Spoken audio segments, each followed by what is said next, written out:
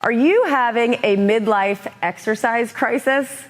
Seriously, are you in your 40s? Maybe you're just starting to work out again.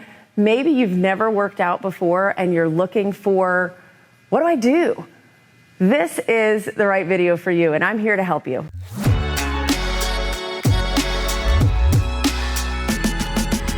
My name is Barb Ladimir, and I'm the owner of Fitness 320, and I'm here to talk to you about what do you do when you're ready to get started and you're in your 40s? Because let's face it, things have to look a little bit different when you get that 40 mark. And I don't like to admit that because I'm a former athlete. Notice I said former. I'm a former athlete, and I am also in my 40s. I'm a mom of 5, and things just operate a little differently when you get to this stage of life. You got to make sure that whatever it is that you're doing doesn't hurt you, because the ultimate goal is for you to get healthier, for you to have a better quality of life, right? That's why we want to exercise. We don't want to constantly be in pain and constantly going from one injury to the next to the next. That will make you want to give up on exercise altogether. So I've got some tips for you, and I hope that you find this helpful. In the meantime, feel free to like this post and follow it. And if you think of any questions that you have as you're listening to this, put them in the comments below. Now, my first question for you is, what are your goals? Why are you even watching this video in the first place? What do you want to get out of your exercise? Are you looking to just move your body more functionally? Are you, maybe you have grandchildren and you're wanting to get down on the ground and play with them and not throw your back out. Maybe you are a former athlete and you're looking to be able to start exercising again because you're not getting any younger.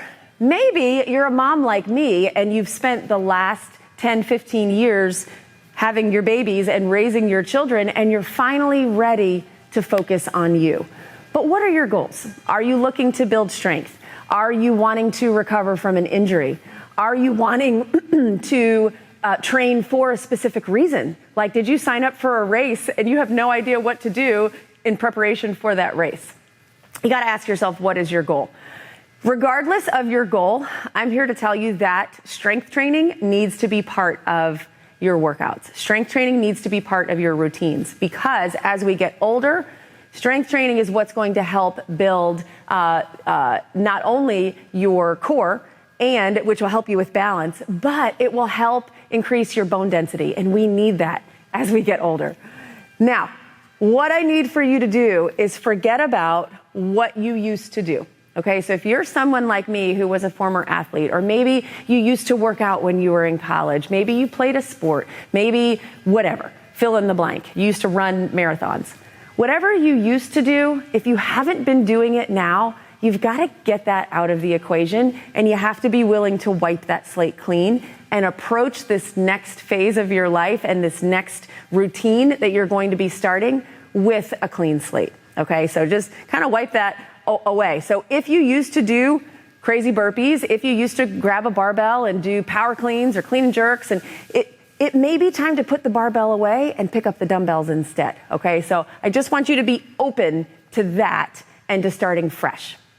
The next thing that I want to share with you is that will help you regardless of what your goals are.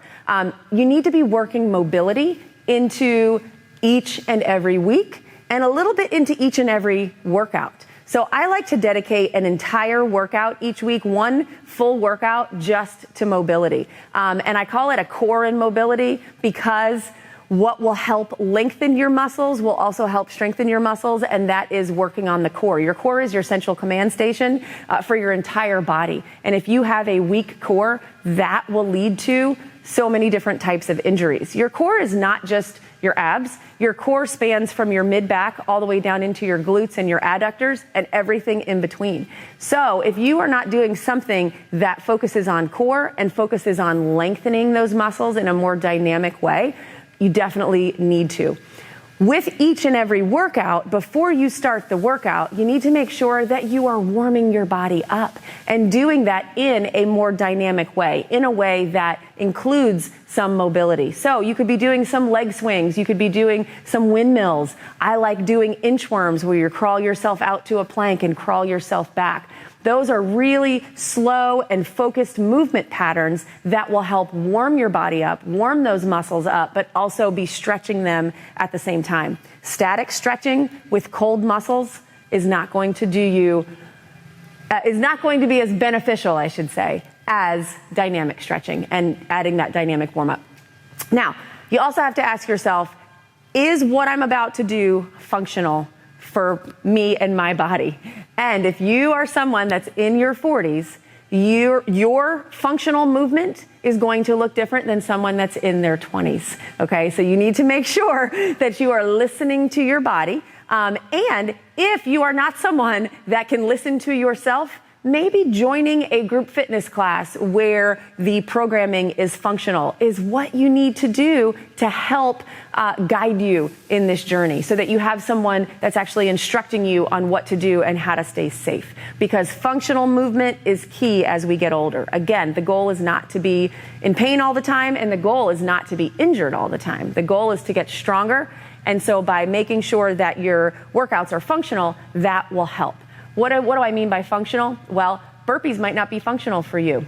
I love burpees. I do burpees, but burpees are not for everyone. That being said, there's multiple ways that you can do a burpee, going from the very low impact beginner step in, step out, stand up, all the way to the ones where you pancake all the way down on the ground and jump up. And then there's even more advanced versions of burpees beyond that. But again, you've got to make sure that you're in that functional mode. Now, I also recommend that when you are getting started again, you don't just focus on one body group at a time. I like to multitask that body. I like to get the most bang for my buck, total body.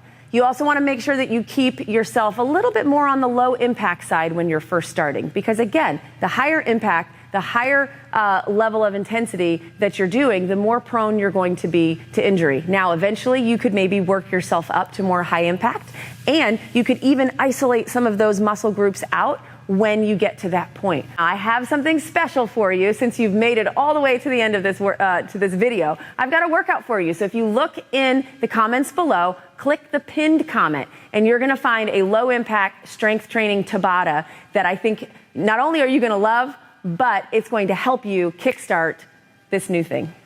If you like this video today, don't forget to give me a big old thumbs up.